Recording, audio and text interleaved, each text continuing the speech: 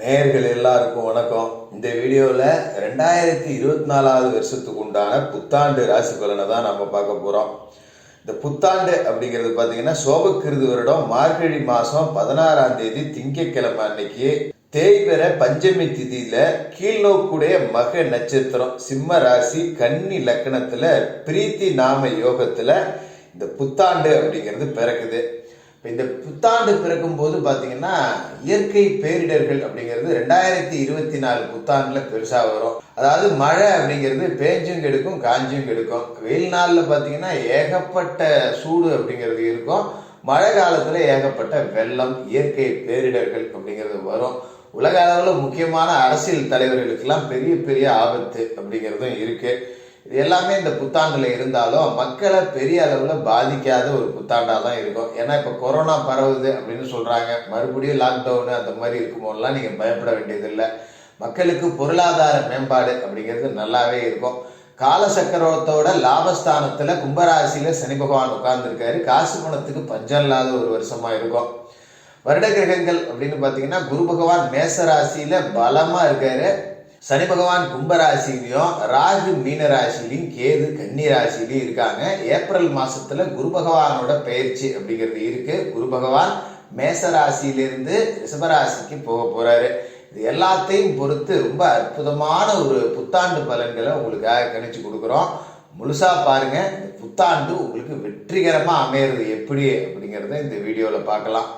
விருச்சிக ராசி நேயர்களே, உங்களுக்கு இந்த 2024 வருடம் புத்தாண்டு எப்படி இருக்கு அப்படின்னு பார்த்தோம்னா, இந்த புத்தாண்டில் பார்த்தீங்கன்னா ஒரு கலவையான பலன்கள். ஒரு பக்கம் நல்லது அப்படிங்கிறது நடக்கும், இன்னொரு பக்கம் சில சுமாரான பலன்கள் அப்படிங்கிறதும் இருக்கு.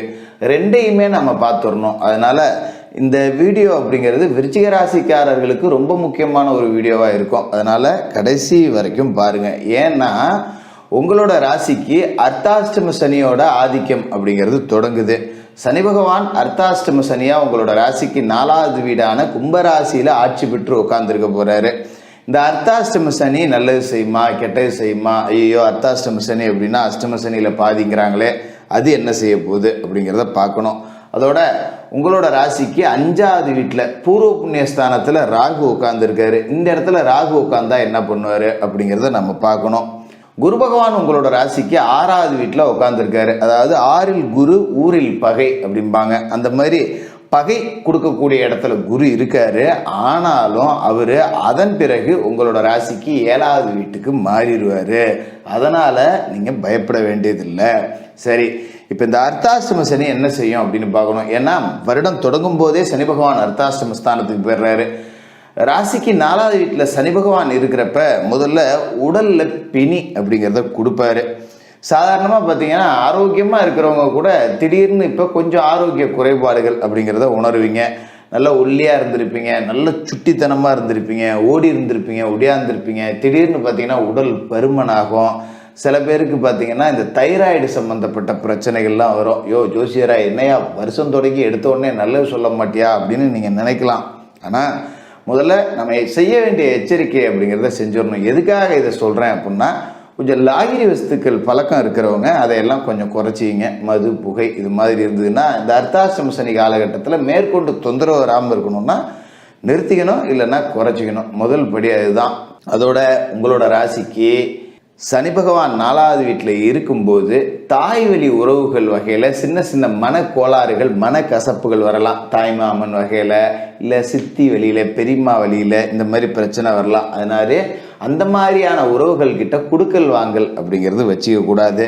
கொடுத்துருந்தா அதுக்கு முன்னாடியே வாங்கிருங்க, வாங்கி இருந்தால் அதுக்கு முன்னாடியே கொடுத்துருங்க. இதுதான் நல்லது.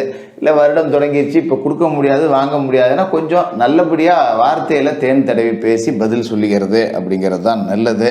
சரி, குரு பகவான் உங்களோட ராசிக்கு 6வது வீட்டில் இருக்காரு. 6ல் குரு அப்படின்னாலே ஊரில் பகை. அப்படி தான் இப்பயே உங்களுக்கு காலங்கிறது ஓடிக்கிட்டு இருக்கோம். ஏப்ரல் மாதம் வரைக்கும் குரு பகவான் 6ல் தான் இருக்காரு. அப்படிங்கிறதால அடுத்தவன் பஞ்சாயத்துக்கு போகவே போகாதீங்க. ஒரு அலுவலகத்தில் வேலை செய்கிறோம் அப்படின்னா தன்னோட வேலையை யாருக்கிட்டையும் ஒப்படைக்காதீங்க. அடுத்த வேலையை நீங்களும் வாங்கி செய்யாதீங்க.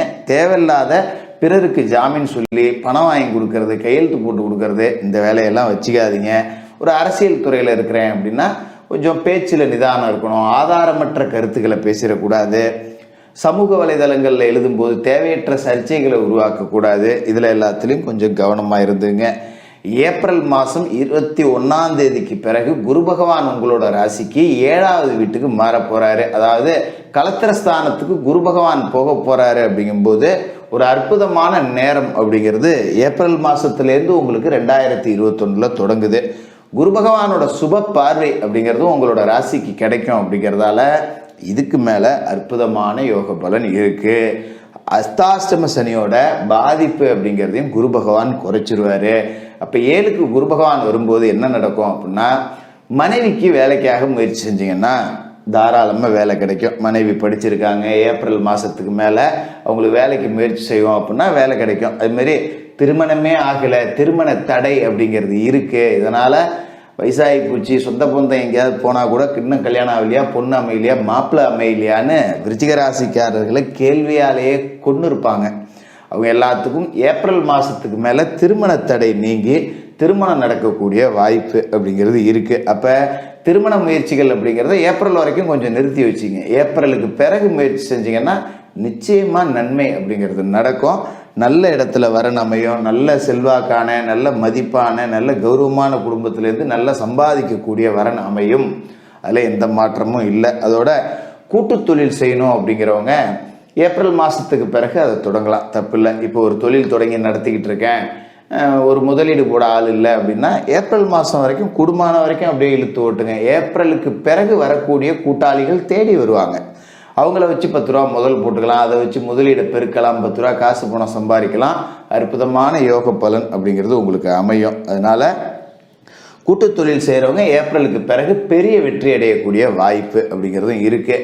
5ஆம் இடத்துல ராகு இருக்காரு. உங்களோட ராசிக்கு 5வது வீட்டில் இருக்கக்கூடிய ராகு பூர்வீக சொத்தில் கொஞ்சம் தேவையற்ற பதட்டத்தை உண்டாக்குவார். நம்ம சொத்து ஒன்று இருக்கும், எங்கேயாவது கிராமத்தில் விட்டுட்டு நம்ம டவுனில் இருப்போம். இப்போ போய் பார்த்தா வேற எவனா விவசாயம் பண்ணிகிட்டு இருப்பான், இல்லைன்னா எனக்கு 2 அடி தள்ளி இருக்குன்னு வேலியை இழுத்து போட்டிருப்பான். இந்த மாதிரி பிரச்சனைலாம் வரும். அதனால் கொஞ்சம் பூர்வீக சொத்தை தினசரி பாதுகாக்க முடியாதவங்க, வெளியில் இருக்கிறேன் போகிறேன் வரேங்கிறவங்களாம் உரிய முறையில் அளந்து வேலி போட்டுக்கிறது அப்படிங்கிறது நல்லது. அதோட பூர்வீக சொத்தில் ஏதாவது வம்பு வழக்கு இருந்தால் கூட இந்த 2024 பொறுத்த வரைக்கும் நீதிமன்றத்துக்கு வெளியிலேயே பேசி தீர்க்க முடியுமா அப்படின்னு பார்த்துக்குங்க. அது இல்லை அப்படின்னாக்க அதன் பிறகு கொஞ்சம் கூடுமான வரைக்கும் வழக்கு அப்படிங்கிறத இழுத்துக்கிட்டே தான் போகணும், பிரயோஜனம் இல்லாமல் இருக்கும். அதனால் வழக்கு விவகாரங்களை பொறுத்த வரைக்கும் நம்ம விட்டு கொடுத்தா கெட்டு போகிறதில்ல அப்படிங்கிறத புரிஞ்சு நடந்துக்கணும். மறுபக்கம் பார்த்திங்கன்னா லாபஸ்தானத்தில் ஞானகாரகன் கேது இருக்கார். அப்போ கேதுவே லாபத்தில் இருக்கார். கேது ஒரு விஷமற்ற பாம்பு, ஞானகாரகன் அப்படின்னா சிந்திச்சு செயல்படக்கூடிய எல்லாருக்குமே பெரிய வெற்றியை கொடுக்கக்கூடிய ஒரு அற்புதமான யோக அமைப்பை இந்த ஞானகாரகன் கேது கொடுக்குறாரு. அப்போ எந்த ஒரு விஷயத்த 10 பேர்த்துக்கிட்ட நீங்கள் ஒரு ஆலோசனை கேட்டாலும் கூட முடிவை நீங்கள் தான் எடுக்கணும். ஒரு தொழில் பண்ண போகிறேன் அப்படின்னா உங்களுக்கு கரெக்டாக தெரியும், இந்த தொழிலை செஞ்சால் இதை இப்படி கொண்டு போனால் இதில் 10 ரூபா கிடைக்கும் அப்படிங்கிறதுல உங்களோட சிந்தனையில் தெளிவு இருக்கும். ஒரு 4 பேர் கூடுற இடத்துல ஒரு பஞ்சாயத்து அப்படின்னா கூட இவன் பேசினா சரியாக இருக்கும் அப்படின்னு 4 பேர் சொல்கிற அளவுக்கு உங்களோட அந்த நடுநிலை அப்படிங்கிறதும் சரி, உங்களோட யோசனை அப்படிங்கிறதும் பெருசாக பேசப்படும். அலுவலகத்தில் வேலை செய்யக்கூடிய இடத்துல முக்கியமான பிரச்சனைகளுக்கெல்லாம் நீங்கள் தீர்வாக இருப்பீங்க. அதனால் மேல் மட்டத்தில் உங்களை கூப்பிட்டு பரவாயில்ல, அவன்கிட்ட ஒரு பொறுப்பை ஒப்படைச்சோம்னா கரெக்டாக செய்வான், அவன்கிட்ட தான் கொடுக்கணும் அப்படின்னு உங்களை மதித்து பொறுப்பை ஒப்படைப்பாங்க. அது உங்களுக்கு சில நேரத்தில் பணிச்சுமையாக தெரிஞ்சாலும் கூட அதை ஏற்று செஞ்சீங்க அப்படின்னா பெரிய அளவில் ஒரு ப்ரமோஷன், ஒரு இன்க்ரிமெண்ட் வாங்கக்கூடிய வாய்ப்பு அப்படிங்கிறதும் இருக்குது. ஆக மொத்தம் சனி பகவான் சுமாரான இடத்துல இருக்கார். குரு ஏப்ரலுக்கு பிறகு கொடுக்கக்கூடிய இடத்துல இருக்கார். ராகு சுமார் அப்படின்னாலும் கேது நன்மைகளை செய்யக்கூடிய இடத்துல இருக்கார். ஒரு பக்கம் ஏற்றம் அப்படின்னா ஒரு பக்கம் இறக்கம் அப்படிங்கிறது தான். ஆனால் ஏற்றம் சற்று கூடுதலாக இருக்கும் ஏப்ரலுக்கு பிறகு. அதனால் ஏப்ரல் மாதம் வரைக்கும் முக்கிய முடிவுகள் எடுக்கிறத கொஞ்சம் தள்ளி போடுறது நல்லது. பெரிய அளவில் புது முயற்சிகளை ஏப்ரல் வரைக்கும் தள்ளி போடுங்க. ஏப்ரலுக்கு பிறகு 2024 வருடம் உங்களுக்கு அற்புதமான யோக பலனை கொடுக்கும்.